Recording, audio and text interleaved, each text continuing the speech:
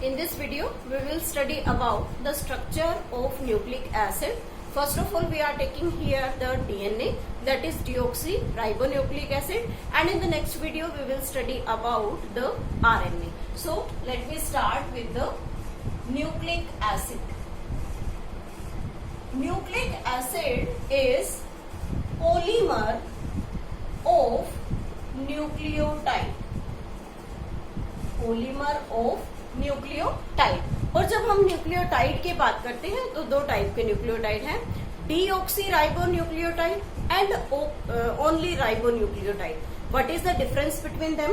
When we talk about the deoxyribonucleotide, they always forms a polymer of the DNA, and when we talk about the only ribonucleotide, then they will form the RNA. So there is a basic difference between these two, DNA as well as RNA.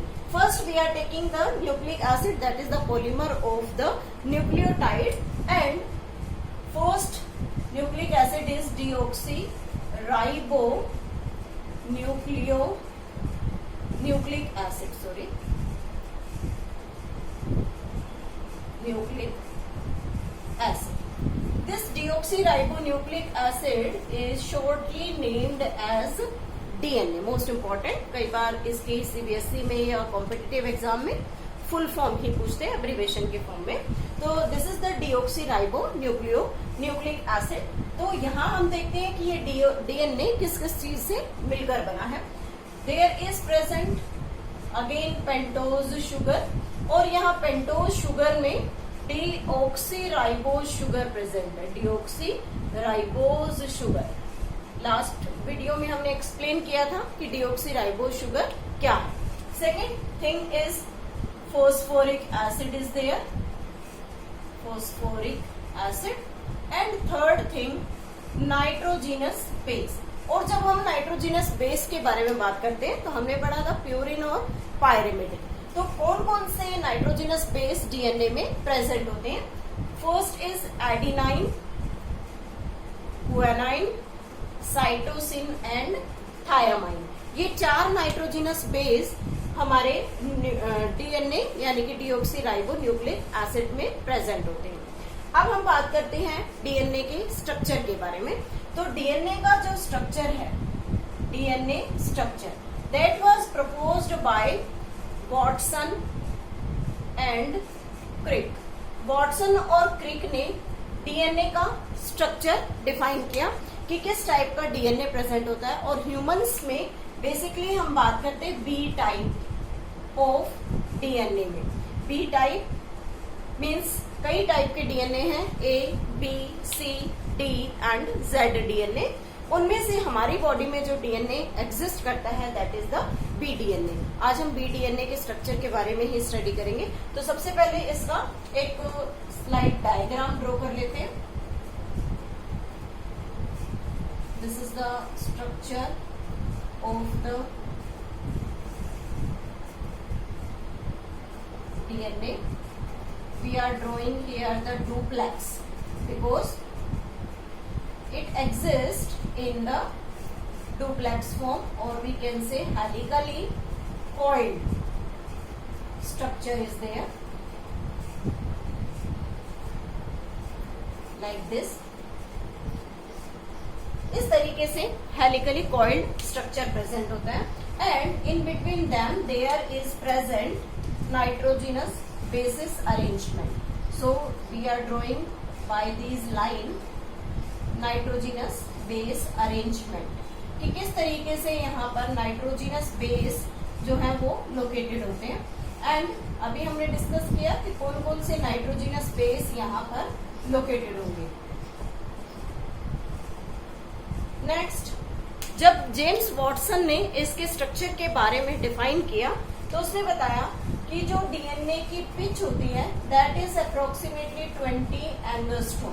Pitch means width, और ये एक right handed manner में attached DNA है जो एक axis के along right handed fashion में coiled होता है। तो यहाँ हमने इस लाइन से एक एक्सिस को शो किया और राइट हैंडेड मैनर में ये डीएनए डुप्लेक्स इसके चारों तरफ अरेंज्ड है।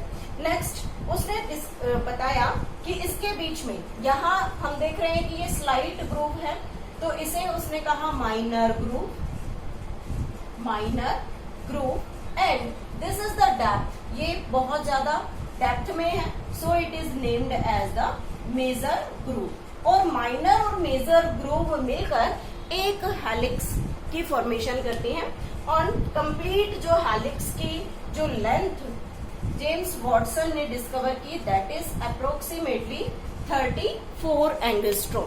Means one major and one minor groove मिलकर जब वो वन रोटेशन 360 डिग्री का रोटेशन जब एक एक्सिस के अलोंग पूरा कर लेता है, तो उसकी जो टोटल जो लेंथ है या डायमीटर है वो कितना निकलता है, 34 एंगस्ट्रोम।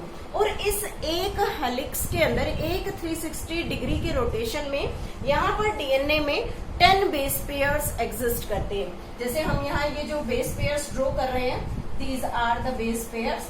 और इन बेस पेयर्स में आगे ये एक दूसरे के साथ बॉन्डेड है, तो इस फॉर्म में ये 10 बेस पेयर्स होते हैं।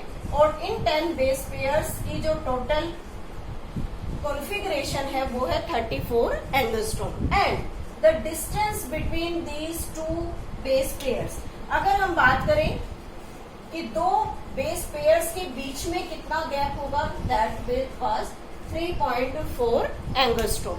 सो this is about the structure of the DNA जो James Watson and Francis Crick ने कंप्लीट डिस्क्रिप्शन दिया कि किस तरीके से हमारे डीएनए के अंदर नाइट्रोजिनस बेसिस लोकेटेड होते हैं। Now next is the Chargaff rule. Chargaff scientist था जिसने अपना एक चार्जफ रूल रिगार्डिंग डीएनए बताया। और उस रूल में उन्होंने क्या समझाया कि adenine always bonded to thymine, that is the purine always bonded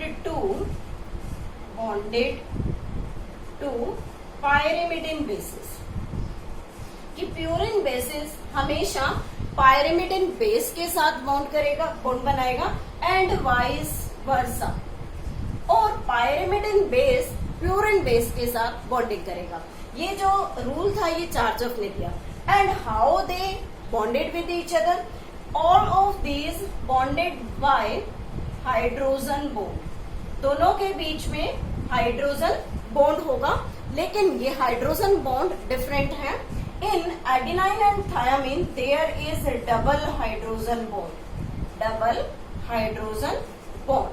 लेकिन जब हम साइटोसिन के साथ बॉन्डिंग करते हैं ग्वानाइन की, तो यहाँ पर ट्रिपल हाइड्रोजन बॉन्ड होता है, triple hydrogen bond means adenine when bonded with thiamine, or we can say thiamine bonded with the adenine, then double hydrogen bond will be there. And cytosine bonded with guanine and guanine bonded with cytosine, then they have the triple hydrogen bond. इस तरीके से उसने base pair की bonding के rule को समझाया। उसके साथ उन्होंने एक सेकेंड रूल को डिस्कस किया, that is the A+ T upon C plus G is equal to 1, कि एक डीएनए में total amount of adenine and thymine always equals to the amount of cytosine and guanine. और इस तरीके से इनका जो रेशियो आता है दैट रिमेन्स कांस्टेंट, ये हमेशा कांस्टेंट रहेगा। तो इसको हम किस तरीके से आइडेंटिफाई कर सकते हैं, उसके लिए स्पेसिफिक न्यूमेरिकल्स देख सकते हैं। दैट इज थर्ड हम कह सकते हैं कि A अपॉन में T प्लस C अपॉन में G इज इक्वल टू 1। किसी भी स्पीशीज के लिए अगर हम एडेनिन और थायामीन और साइटोसिन और गुआनिन अगर इनका रेशियो हम देखें तो वो हमेशा कांस्टेंट रहेगा, दैट इज 1। ये है बेस रेशियो। और यहाँ हम देख रहे हैं कि किसी भी डीएनए के अंदर एडेनिन और थायामीन का रेशियो हमेशा 1 कांस्टेंट होगा और साइटोसिन एंड गुआनिन का रेशियो कांस्टेंट होगा। इसके लिए हम एक एग्जांपल ले सकते हैं। फॉर एग्जांपल, अगर हमें पूछा जाए कि डीएनए में थायामीन बेस का अमाउंट 30% है, तो रेस्ट ऑफ बेसिस का अमाउंट क्या होगा। तो यहाँ पर थायामीन 30% है अकॉर्डिंग टू द रूल हम क्या देख सकते हैं कि थायामीन हमेशा एडिनाइन के साथ बॉन्डेड है, तो इट मीन्स जब थायामीन 30 है तो एडिनाइन भी कितना होगा 30%, और जो दोनों का सम है दैट इज द 60%। हम यहाँ बात करते हैं 4 नाइट्रोजिनस बेस के बारे में, तो 4 नाइट्रोजिनस बेस में हमारे adenine, thymine, cytosine and guanine 4 bases हैं। उन 4 में से हमारे पास 2 का अमाउंट आया 60%, तो 100 माइनस 60% हमारे पास टोटल निकल कर आता है 40%। और इस 40% में कौन कौन से बेसिस हैं? C plus G। अगर हम इनका इंडिविजुअल परसेंटेज निकालें तो C की वैल्यू 20% होगी और G की वैल्यू भी कितनी होगी 20%, मीन्स दोनों इक्वल प्रोपोर्शन में प्रेजेंट होंगे। अब अगर हम यहाँ इनकी वैल्यू पुट करें तो उस वैल्यू का रिजल्ट देखिए क्या निकलता है। सबसे पहले एडिनाइन हमारे पास 30% था, थायामीन कितना है 30%, कैंसिल हो गया तो यहाँ पर रेशो 1 निकल कर आता है। साइटोसिन का अमाउंट यहाँ 20 और गुआनिन का अमाउंट भी 20% था और इसका रेशियो भी 1 निकल कर आया। तो हम इस तरीके से कैलकुलेट कर सकते हैं कि हमारे पास अगर किसी स्पेसिफिक नाइट्रोजनस बेस की परसेंटेज डीएनए में गिवन हो तो हम इस बेस पेयर के रूल की हेल्प से उसकी परसेंटेज निकाल सकते हैं और देख सकते हैं कि किस तरीके से प्यूरिन और पायरिमिडिन बेस का जो रेशियो है वो कांस्टेंट रहता है, दैट उसकी वैल्यू जो है वो हमेशा 1 होती है, कांस्टेंट होती है। So this is all about the structure of the DNA. In the next video we will study about the ribonucleic acid.